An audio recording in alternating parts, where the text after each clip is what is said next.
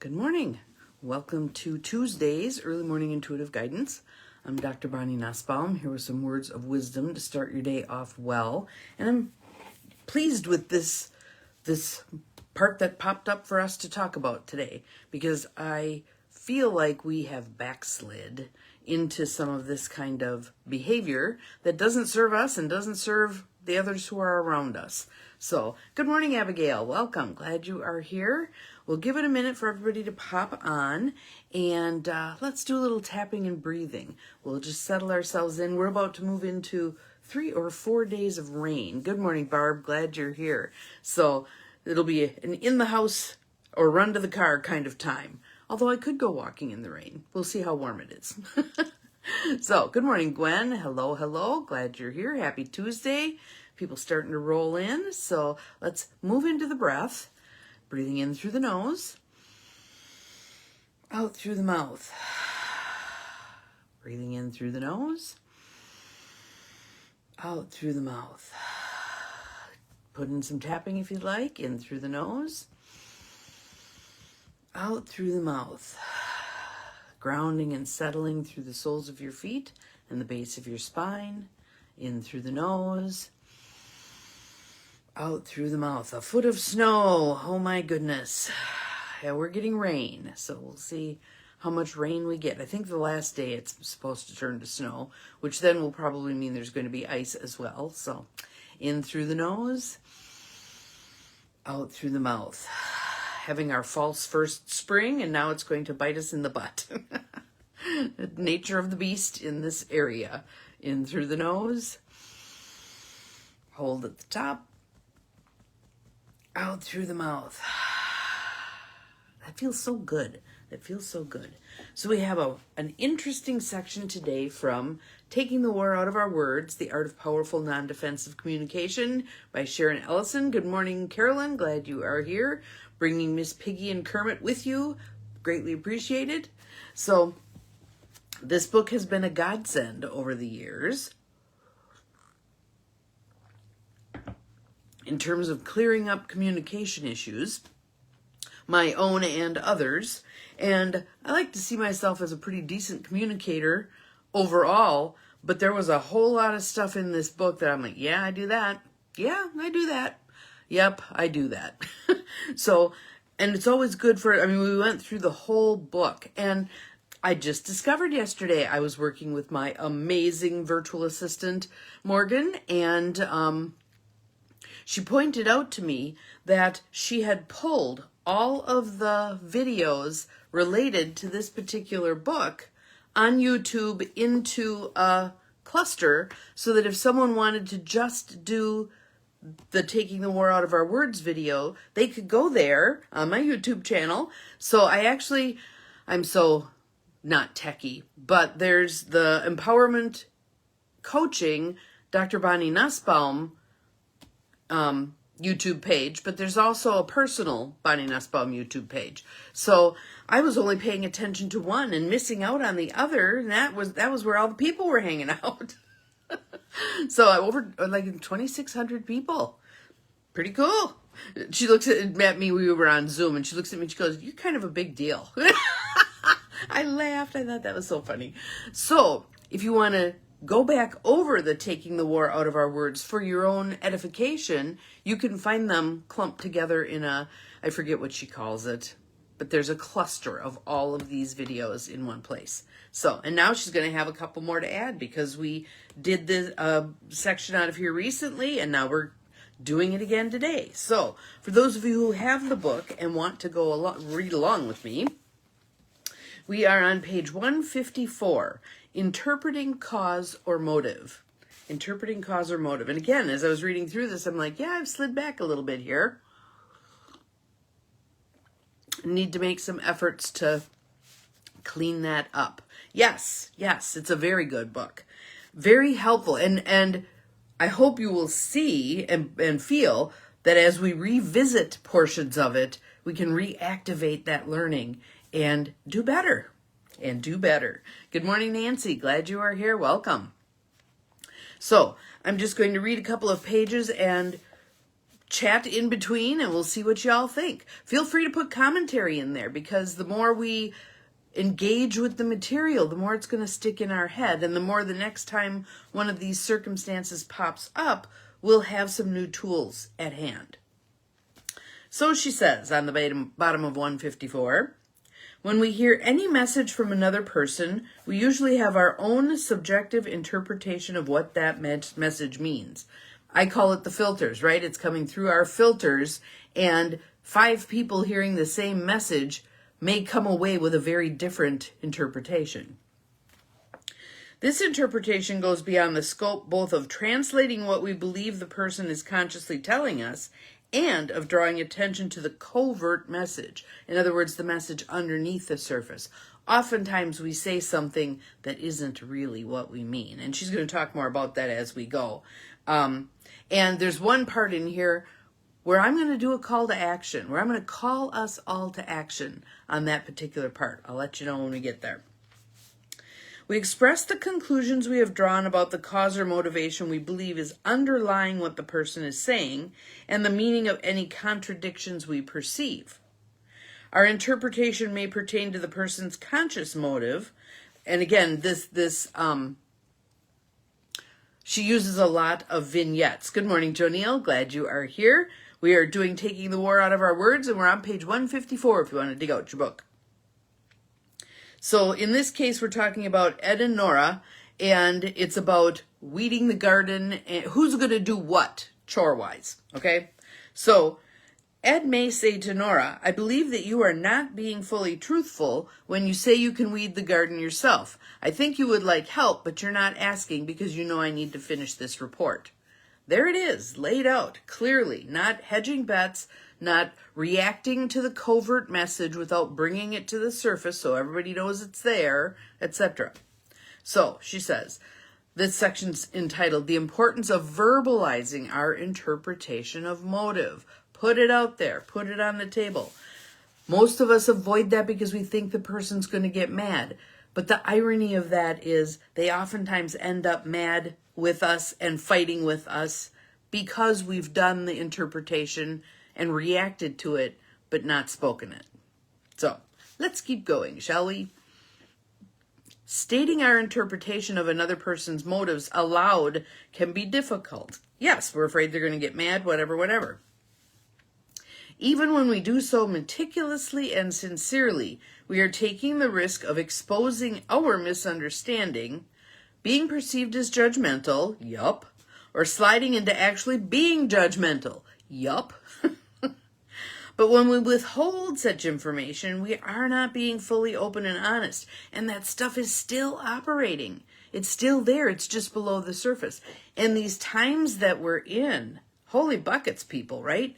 How much of what's happening here is merely the exposure of stuff that's been under the surface forever. Cancerous, eating away at us as human beings. Now it's coming to the surface. It's ugly. It's absolutely ugly. Just like a Mohs procedure on humanity, right?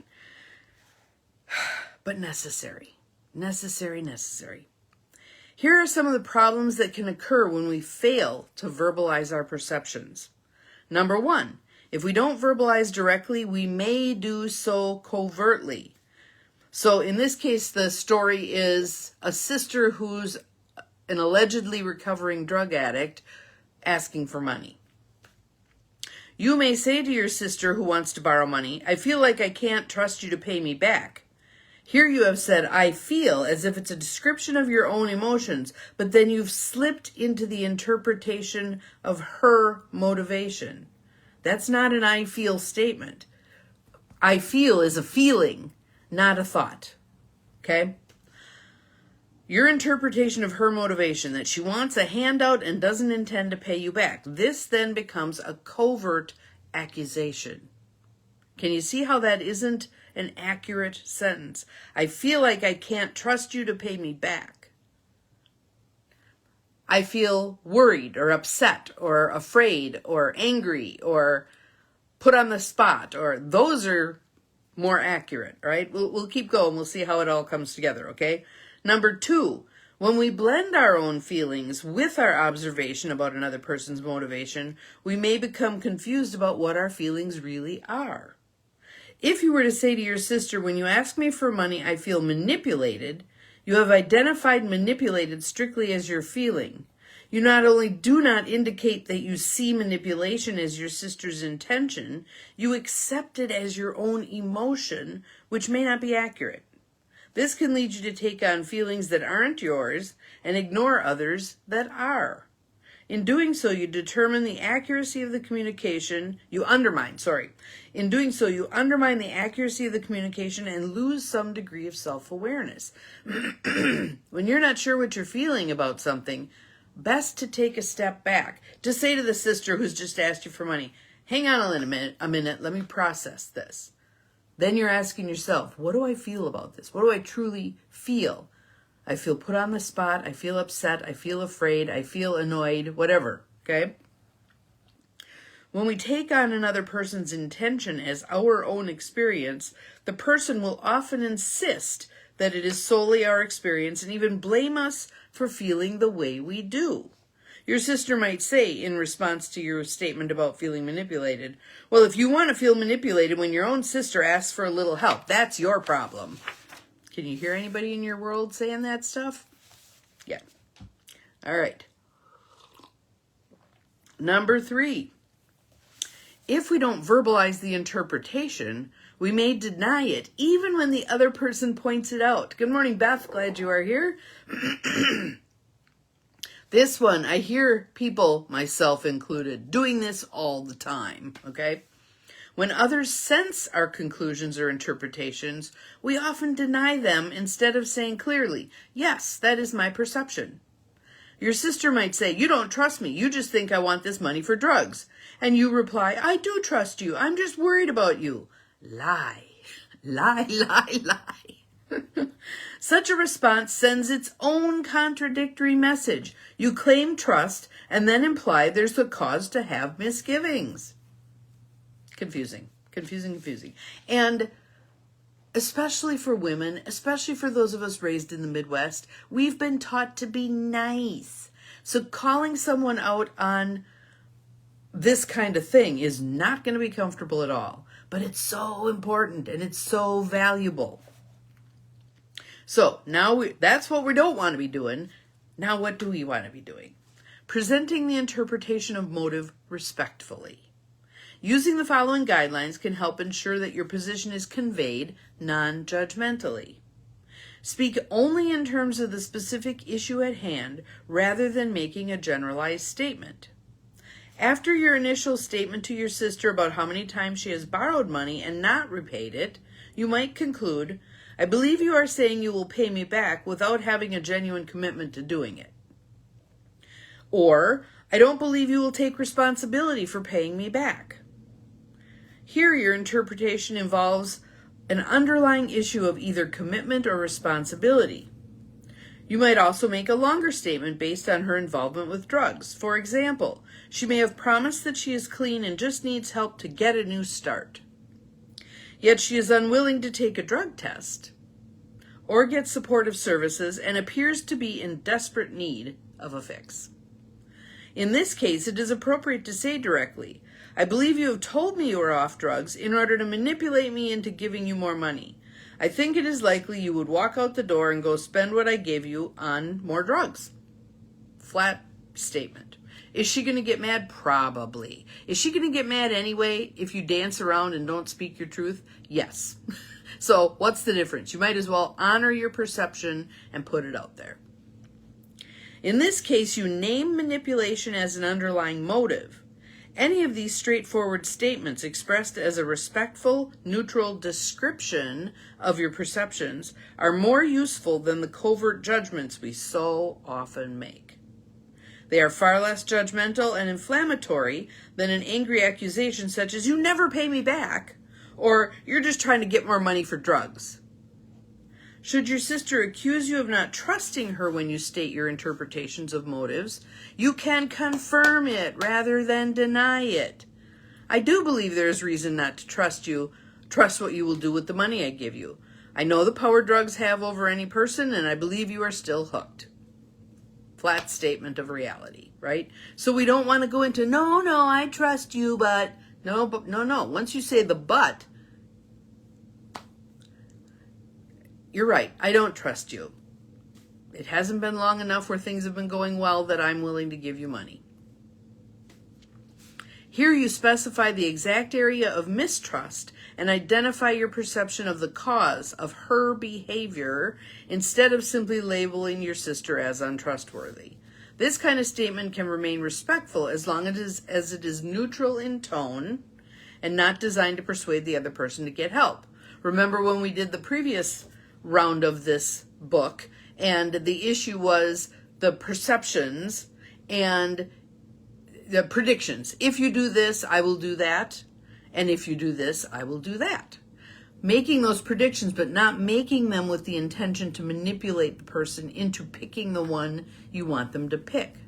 Setting up the win-win of merely stating what will happen regardless of what their choice is. You make your choice, this will be my outcome. Number 2, after you have offered your non-defensive observations about another person's motivations, avoid repeating yourself. That's a hard one, isn't it? If you feel like they're not getting it, or they're refusing to get it, or they're twisting your words, or whatever, the urge is to step in and clarify. Repeat. It doesn't work. It doesn't work. As my grandmother would say, save your breath to cool your soup. If you hold, let's see. Yes, absolutely so. Absolutely so. And human beings have this unfortunate penchant of putting people in a box. He's such a negative person. Can you see how then anything that he might say that would be positive banks right off because it doesn't fit with the perception of he's such a negative person? If, on the other hand, you say much of what comes out of his mouth is negative in tone, or he chooses to say negative things, then you're not painting it all over him that he's negative, which implies he can't change. If much of what comes out of his mouth is negative, or he chooses to say negative things, chooses allows for change to be possible. And also helps you field that stuff differently. If you feel like this is never going to change, I'm inundated with this, I'm buried under this sucks, you're going to have a different reaction than if you say, okay, this time he chose to say a negative thing. That almost kind of sets you up to be looking for where in there does he ever say a positive thing. And when I see it, I'm going to call it out. Wow, I love that you just said that. Reinforce what you want more of. And they're in there. Those little nuggets, they're in there. Okay? So, as she said with number 2, after you have offered your non-defensive observations about another's motivations, avoid repeating yourself. If you hold your statement as a truth bat, which you punish someone into submitting to your position, you move back into the war zone. This kind of statement is intended to serve as a mirror, not a club. So you make your observation. If they instantly fly into dismantling, let it go. Let it go. Okay, I'm going to go get a drink. I'm going to go for a walk. I'll see you later. Whatever. Extricate yourself from that conversation. It doesn't pay to keep hammering on it if you can tell they are unwilling to even listen to your perspective. Number 3, should the person not want to hear your observation, stop respectfully. Persisting when someone does not want to hear what you have to say or continuing to repeat the same observations can become harassment. Say what you need to say, be done, walk off. Nicely. No slamming doors, no stomping your feet, no silent treatment for months thereafter. Just your statement. I'm too afraid to loan you money because I don't think you're well enough to not spend it on drugs. You don't understand. I've said my piece. I love you. Bye.